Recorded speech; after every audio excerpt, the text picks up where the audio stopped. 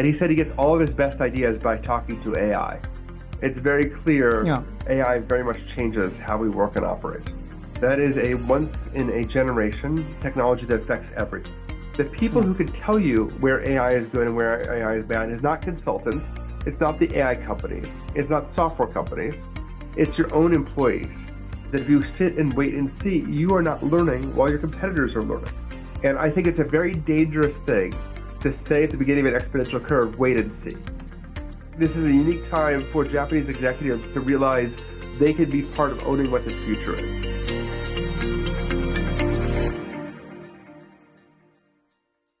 Isan-san, it's great to see you again.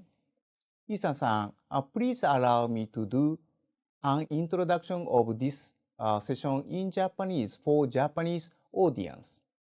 After introduction, the rest of the session will be in English. 私は山口重樹と申します。NTT データ経営研究所と国への CEO を務めており、NTT データのエグゼクティブアドバイザーも兼任しています。私はデジタル技術が社会経済を大きく変えるという問題意識を持っています。その中で、企業のデジタル変革は技術の観点から考えるのではなく、経営戦略の観点から考える必要があると考え、取り組んできております。特に生成 AI は企業のデジタル変革をさらに加速する重要な技術だと思っています。生成 AI をどのように活用してビジネス成果を出すかということが今後の重要な経営課題になると考えています。私は生成 AI を活用したデジタル変革は従来のデジタル変革アプローチとは異なるアプローチが求められるのではないかと考えています。そのような中、生成 AI のビジネス活用において大変興味深い本に出会いました。それがイーサン・モリック氏が書かれた Co-Inteligence という本です。この本はモリック氏が実際に使った経験に基づいて書かれています。9月にはウォートンスクールで直接モリック氏にお会いして議論しました。モリック氏は私に日常生活で生成 AI をどのように使っているかと問いかけ、そしてその場で実際に生成 AI を使いながら説明してくれました。その先進的な活用方法を目の当たりにし、私は大いに刺激を受けました。このような生成 AI のビジネス活用について実践に裏打ちされた考えを日本の方々にも紹介したいと思い、今回の対談を実施することとしました。イーサンさん is an associate professor at the Wharton School, where he studies and teaches innovation and entrepreneurship and examines AI's effect on work and education. He also co-founded and leads Wharton Interactive, an effort to democratize education using games, simulations, and AI. His academic papers have been published in top management journals. CNN, The New York Times, and other leading publications have also covered his research. Isan-san, could you start by introducing yourself to our Japanese audience and sharing a bit about your journey? Yes, thank you for having me. It's a real pleasure to be here.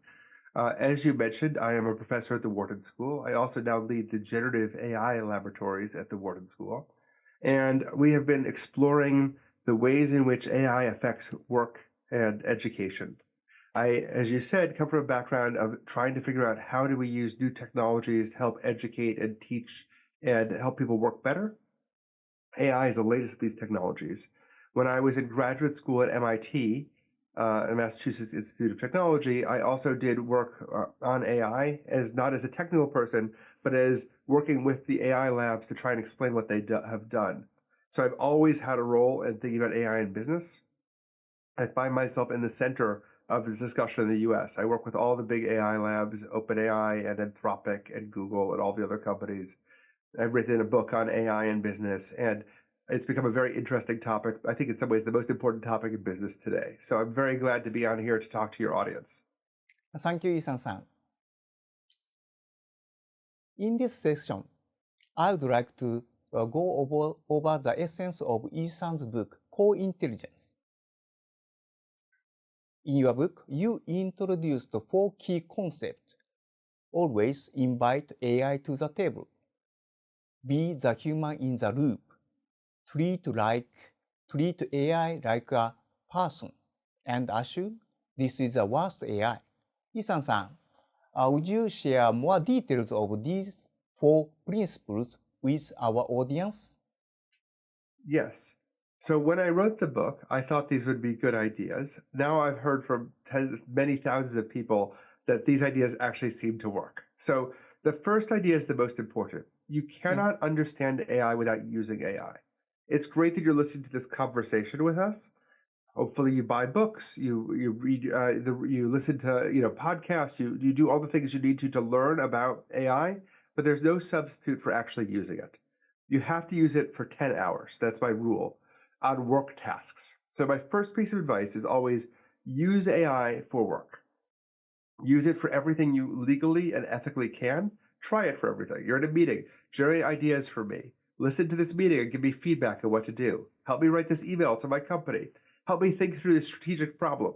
Look at this diagram. Is there anything wrong with it? Use it for everything, and you'll learn what it's good or bad for. The second point is about being the human in the loop. This comes from studies of control systems, and the idea is that decisions need to be made by humans. As you start to use AI more, you'll realize it actually does a lot of your job. These AI systems are very, very good right now. And as a result, you might feel, oh no, what am I supposed to do? But I guarantee that whatever you're best at, you're better than the AI. So you have to learn to work with AI systems to make you work better at what you're already good at. The third point is about prompting AI, which is just giving AI instructions or commands. People make this very complicated. They treat it like computer programming. But we have some early evidence that computer programmers are actually some of the worst people at using AI because AI doesn't work like a computer. It is a computer program. It's not a person.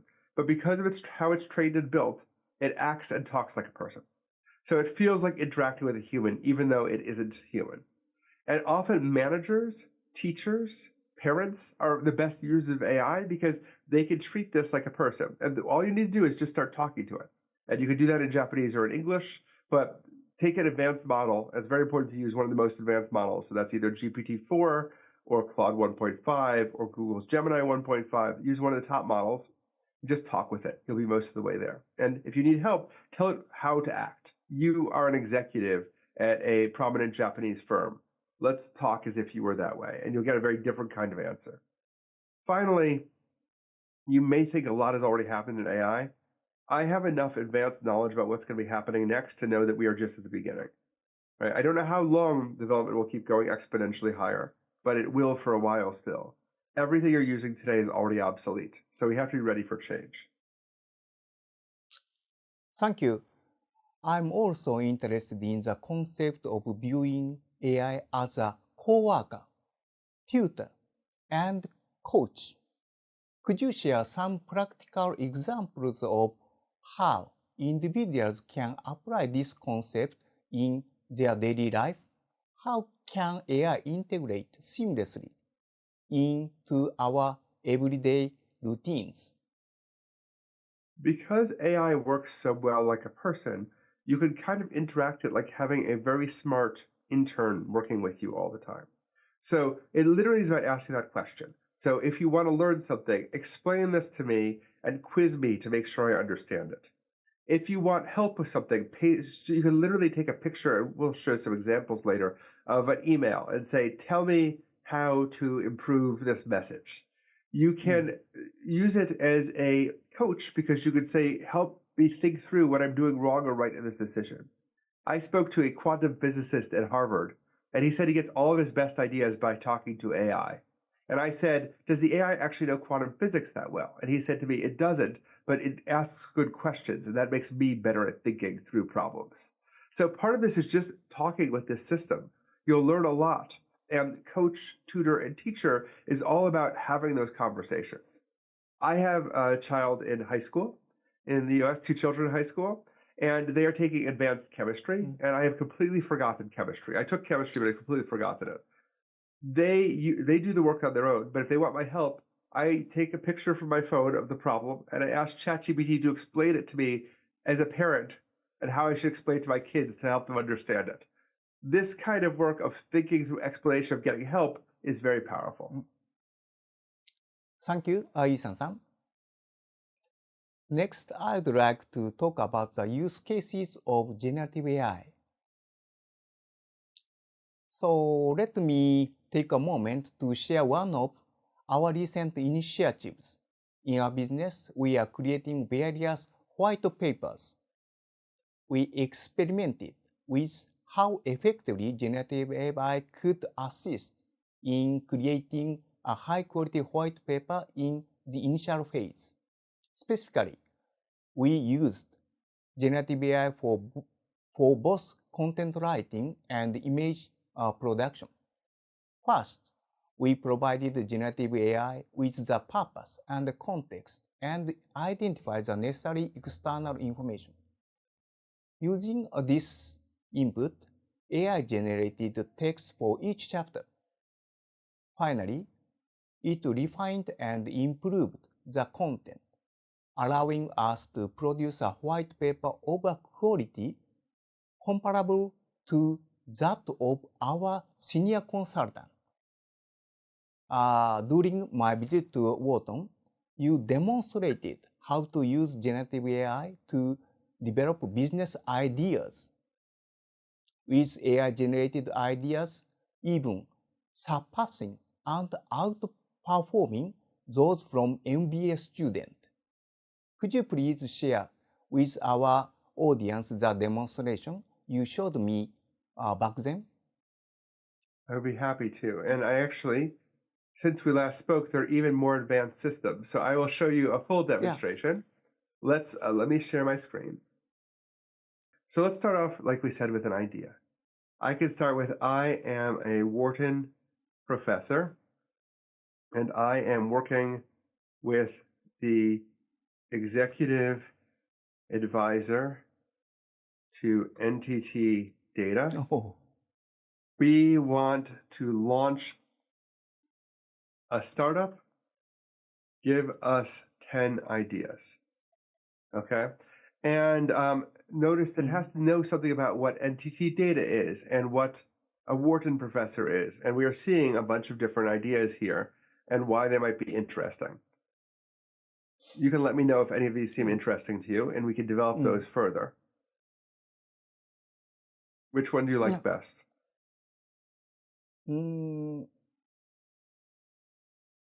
Oh, I think digital twin for smart cities. And I could not see. I'll scroll up so you can see the view.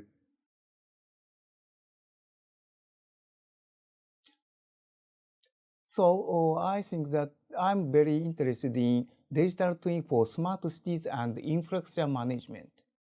Okay, now you are much better at this than me, but I don't know how to do that.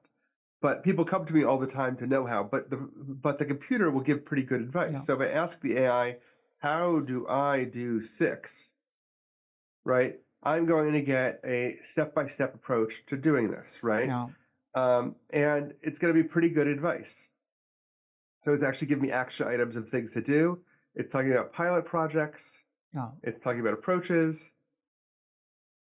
It's talking about how to pick the right technology to do this, right? And this is a good start to a project, but I could ask more questions, right? It's giving us a whole bunch of action items and products to develop. And I might say things like, I want to interview someone like you asked, like you suggested, to see if they would like this product. Who should I interview? And what should I write them? Right? So now it's going to give us some suggestions on who we might want to interview. This is something I teach my students how to do. So we're not just getting ideas, right? We're getting some information about who to talk to. And we're going to go even further with this. So here's the email that we could send. And you'll have to let me know how good this is, but I'm going to say, okay, this is not a bad email, but let's see here. Could you write the email in Japanese for me? Right. And you'll have to let me know if it's any good because I do not read Japanese. Oh, Is it okay? yeah, I can see Japanese sentences. Yes. The idea is we can now move between our languages in all kinds of ways, right? And by the way, it's not just changing the language, it's also changing the tone to be more appropriate for a Japanese audience than an American audience. Now, what can I do now? Let's take everything we already did, all of this work together, Yeah. and I'm going to go to a different AI. I'm going to go to Claude, and I'm going to say to Claude, build me a interactive prototype of this idea that I can show people in a customer interview. And I'm just going to paste everything we just talked about, and I'm going to hit enter. And another form of language is code. The AI can write code for us. So it's going to start writing a prototype for us that we can test of our digital cities idea. We have to start this together, by the way, now. We're getting so far along. We have to launch this company together. I can't code in React, the language it's using, but the AI can, right? And it's just created a prototype dashboard for us with all of this information on it. And I can say things like, could you make it more appropriate for Japan and also improve it, right? And I'm literally just talking to the system the way I told you to, right? And it's going to make it more relevant to Japanese cities. And it's now going to rebuild it. So now we're literally working with the AI as a tool. This kind of work would have normally taken weeks to do that initial brainstorming and that kind of, write a prototype. But I can do all of this right away now with the help of these AI systems. So they become incredibly powerful to do all of these sets of things, right? And so now it's decided to give it a Japanese spin. So it has seismic activity now and trains where it did when it was doing the US version, right? And it's changed the entire nature of the interface. So, and it's explained to me why it would be better for Japan's specific urban management needs. Now, by the way, another thing I could do is I could go back to this. I can copy all of this that we have here, and I can go to a new AI model, O1, which is the smartest of the AI models right now. And I could say, write the RFP for a project to build this. And paste in everything we've done. And let's see what it comes up with here. The model's going to think for a minute. And then we should get here we go. Oh, it's still doing Japanese, which I don't speak. So you'll have to let me know. But it's going to come up with a plan here for us about an RFP. And we'll see how this is. Oops. In English, please, because I can't. And give me all the code. So let's see what it comes up with here. Okay, and it's looking here. And so here we go. Oh, it's still building the email instead. So here we go. There we go. It's okay, now it's building all the stuff we need. Rather than just doing the email, it's going to try and write all the code for our idea. Let's see what happens and if we get anything useful here. If you got Python code, it's developing a digital twin idea. All we're doing is asking, right? And so we'll see what's going on here. Is it's working on data. It's building a data set, JSON. Let's see what it comes up with as this here. Okay, let's see what it does. It looks like it's building a very complicated system. The longer these things think, by the way, the harder the question is. So we asked a very hard question. Okay, so first it's writing the email, and now it's starting to build the entire digital product for us that we could launch. So we're ready to start our idea together. We're getting a working product together. So I think if you look at this and the amount of work we've gotten done in just a couple minutes of talking to each other, it's very clear AI very much changes how we work and operate. Thank you. Thank you for good demonstration. Thank you. Thank you for the insightful demonstration, Isan-san. In this next section, we'd like to talk about how we can best harness the power of generative AI to create meaningful business outcomes. To create meaningful business outcomes, I believe we should avoid seeing generative AI as just a standalone tool. Instead, it should be a key part of a broader digital transformation strategy. Generative AI can enhance personalization and autocomplete or agent in customer value proposition. This not only reduces uncertainty, but also enables automation throughout the value chain. On top of that, AI can also extend human capabilities, driving cost reductions and speeding up business processes. イーサンさん、I would love to hear your thoughts on how generative AI can be leveraged to drive meaningful business outcomes. In your opinion, which business functions stand to benefit from the integration of generative AI? Please. So, as far as we can tell, generative AI is what we call a general purpose technology. That is a once in a generation technology that affects everything. So I think there'll be very few areas of business that are not touched by AI. Things are starting with coding and programming. I think you're doing some very clever experiments yourself with using AI for things like writing white papers. That's very impressive. Most companies aren't anywhere near that yet. But it has obvious implications for marketing, for strategy and management, for business use. We are finding that people who use AI are more creative. Programmers who use AI are 25% more productive. That people come with better ideas with AI. That consultants who use AI have a 40% improvement in quality. Just large changes across the board. So the problem is not that it's not useful everywhere. It's that we have to discover how it's useful and build our organizations to take advantage of what AI can do. And if we don't do that, if we just wait for other companies to tell us what to do, we're losing our opportunity. Because AI has broad uses, but only you can discover those uses by trying it. Thank you, Isan-san. Now, let's move on to our next topic. In the generative AI era, the role of leaders is evolving rapidly, and I believe AI adoption requires strong leadership. How should leaders position themselves to achieve the best result and maintain a competitive edge?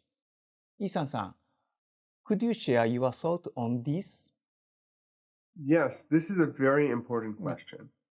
So there are a few things you need to do as a leader to start thinking about generative AI use. It's important that you and your organization work together. Most of the time, companies are used to not having to do R&D, research and development, on how their company operates, right? We have breakthrough ideas in process management, like the Toyota production system, other approaches, but those are rare. Most of the time, most companies copy other approaches. With generative AI, there's no one to copy. We have to learn ourselves inside our company where AI is good and where it's bad. The people who can tell you where AI is good and where AI is bad is not consultants. It's not the AI companies. It's not software companies. It's your own employees, because they are experts in what they do every day. And if they are using AI, they will very quickly find out, yes, it's doing a very good job on this. It does a very good job with sales emails, but it does a very bad job with stock market prediction, or whatever they understand well. And they're going to figure out ways to use AI in their own work. We don't have numbers from Japan, but we do have numbers from the US and Europe that find over a third of workers are using AI every month. So it's already common, but people are not showing their leaders that they're using AI. Why not? Well, because AI saves me work and time, and I'm worried that if I show you I'm using AI, maybe I get in trouble because you're worried about how I'm using it. Maybe you respect my work less. Maybe you view this as a way of firing people to get more efficiency. Maybe you won't reward me for it. So people are hiding their AI use inside companies.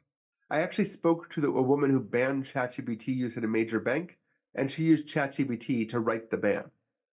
because why would she do the work by hand? She just did it on her phone. This brings us to the question of leaders.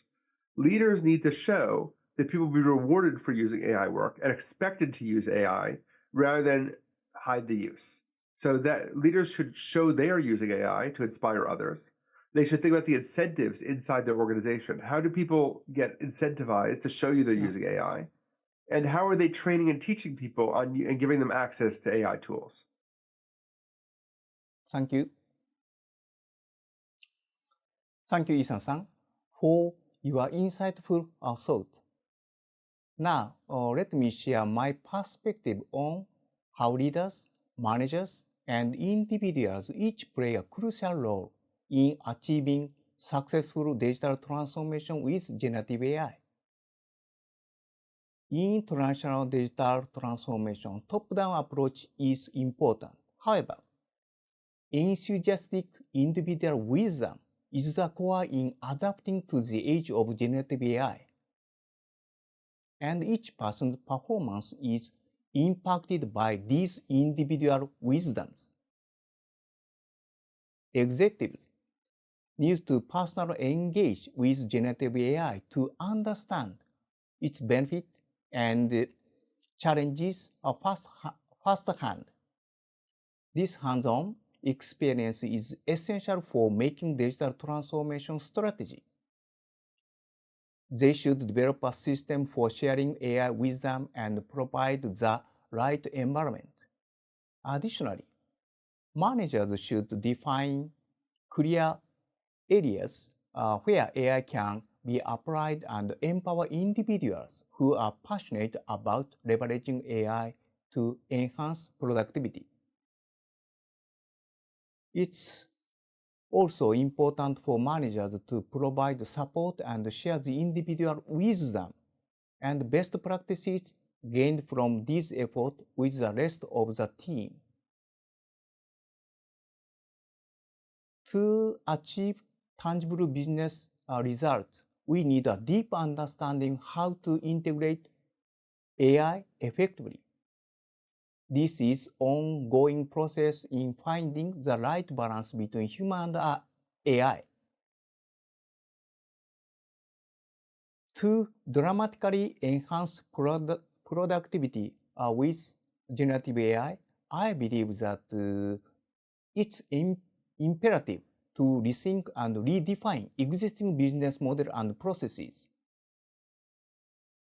Rather than focusing solely on current jobs, we should start by pinpointing the core objectives those jobs aim to achieve. From here, we can identify the essential functions needed to reach these goals.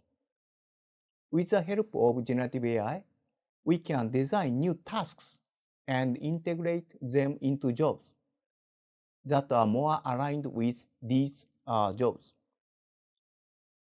Additionally, the ability to ask the right question is the key when working with generative AI. To do this effectively, we should always have the mindset to start from a clear hypothesis. Next, let's move on to our next topic. Should we take a wait and see approach? I recently came across an interesting perspective from Duran Asamoglu, an esteemed MIT professor who won the Nobel Prize in Economics in 2024. He suggests a wait-and-see approach to AI. While I might not fully agree with the wait-and-see approach, I do see the importance of not rushing into implementing generative AI without a well-defined strategy and proper preparation. Therefore, it's crucial for companies to view the introduction of generative AI not as an end in itself, but as part of a larger strategic vision, including efforts like human resource development, to fully leverage the technology. Asa Mogul mentioned that the automation brought by generative AI will not drastically improve efficiency and job quality over the next 10 years, but I believe this varies by industry. In particular, industries like the financial sector or media, which provide digitally connected and intangible goods and services, are likely to see a significant impact in a short period of time. イーサンさん、what are your thoughts on this? Do you think the pace and impact of AI adoption vary significantly between industries, or is a cautious approach like Ace Mogul's more universally applicable? So I hate to argue with a Nobel Prize winner, and I've spoken to Darren before, but not very much about AI. I disagree with him. I think that we have enough early evidence the effective AI is quite good, and it's better than so-so technology. It is a very good technology. It's not good at everything, but it's also getting better very quickly. The danger is that if you sit and wait and see, you are not learning while your competitors are learning. Especially in Japan or other places where you have an opportunity to gain a competitive advantage and leapfrog over a generation of technology, you should be taking advantage of these tools. I think it's an R&D effort, right? It's not necessarily an implementation problem right now. It may not be ready for AI to work inside your company completely. But just like you are experimenting with this at NTT Data Institute of Management, we need to be experimenting with this to understand what it does or doesn't do. So what I worry about is this gives people permission to not think about or worry about AI and wait until it gets good. It is getting good very quickly. Yeah. The curve of change is exponential. And I think it's a very dangerous thing to say at the beginning of an exponential curve, wait and see. I don't think that is a safe decision to make. So I think that if you're a large organization, you should be using this to learn what it does. Yeah. Experiment. That's where we have to do. Thank you. Thank you for such an insightful session. It's been incredibly valuable to hear your perspective on how generative AI is shaping the future of business. Finally, I would like to ask one final question for Japanese audience. As Japanese companies look toward an AI-driven future, what advice do you give to business leaders to ensure they remain competitive and innovative in the coming year? So I think that there is a unique opportunity here. We are used to technologies being given to us when they are already well advanced. That's not the case in AI. There are no people who have answers for you. The AI labs have never even thought about how AI could be used in most business cases. They're programmers. They are building a better and better machine. The fact that the machine does medicine very well, or does law very well, or even speaks Japanese is a surprise to the people making these things. We're used to the makers of a technology understanding it better. That is not what's happening here. So this is a unique opportunity for Japanese executives to seize a leadership role in a technology that's advancing very rapidly. You don't need to own the large language models, the AI systems yourself. It's a kind of a mistake to think if we're not building our own model, we are in trouble. It is okay. First of all, Meta is releasing open models to everybody, but even if you have to use someone else's model, that's not the important thing. The important thing is how you use the model to achieve success. And I think one of the most vital things you can do in Japan is think about how to approach this and also share information among Japanese executives. Japan has this long history of pulling ahead in technology by focusing on the future and getting there first, right? In the chip industry, it went to become a leader when the entire country came together and started working on chip production. In manufacturing, in area after area, this is another opportunity. There is a huge amount of advantage to be gained. It's not clear how to do it yet, but if we aim for a future where things are improving and we start going there and we think about this as a group, there is an advantage to be gained. And I think that that is what I would urge. I don't know all the answers. Nobody does. But I think this is a unique time for Japanese executives to realize they can be part of owning what this future is. That it doesn't matter where the technology companies that make the products are located, because the value can be used by anyone who can use these technologies, not building the underlying large language models. So I think it's an incredibly exciting time, but it's one that if you just wait to see what happens, I think that people in the US will figure out how to use it. You can already see the problem happening in Europe now, where they're turning their back on this technology and falling further and further behind. I would like to see Japan think about, and Japanese executives think about how to use this to create positive change. イーサンさん、Thank you once again for sharing your valuable insight with us today. Thank you for having me. Yeah, thank you. Your thoughts on AI have been truly enlightening, and we truly appreciate your wisdom and the practical knowledge you have shared with us. It's been a pleasure, and we are grateful for your time. Thank you. Thank you very much. Thank you.